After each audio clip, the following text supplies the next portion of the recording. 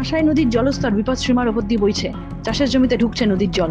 অতিরিক্ত জল বাড়ায় রাতে দেবরার টাবাগিরিয়া এলাকায় কাঁসাই নদীর ভাষাপুল 3 ঘন্টা বন্ধ রাখলো ঘাট কর্তৃপক্ষ। অপরদিকে লাইট জ্বালিয়ে নদী বাঁধ পাহারা দিল একাধিক গ্রামের মানুষ। পশ্চিম মেদিনীপুর জেলার ডেবরা ব্লকে কাঁসাই নদী ফুলে ফেপে উঠেছে। নদীর জল বিপদসীমার ওপর দিয়ে বইছে। গতকাল রাত 10টা থেকে রাত 1টা পর্যন্ত অতিরিক্ত জল বাড়ায় ডেবরার টাবাগিরিয়া এলাকায় কাঁসাই নদীর ওপর ভাষাপুলে যাতায়াত বন্ধ রাখা হয়েছিল। অপরদিকে নদীর জল চাষের জমিতে ঢুকে যাচ্ছে।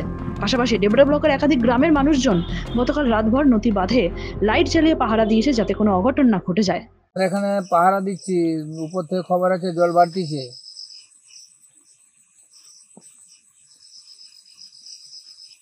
আমরা এই যে আসছি এখানে এখানে আমরা পাহারা দিচ্ছি ঝিকুরিয়া থেকে হরিদ্রাপাট। এখানে দেখছি জল কতটা বাড়ছে, জল এখন বেড়ে চলছে।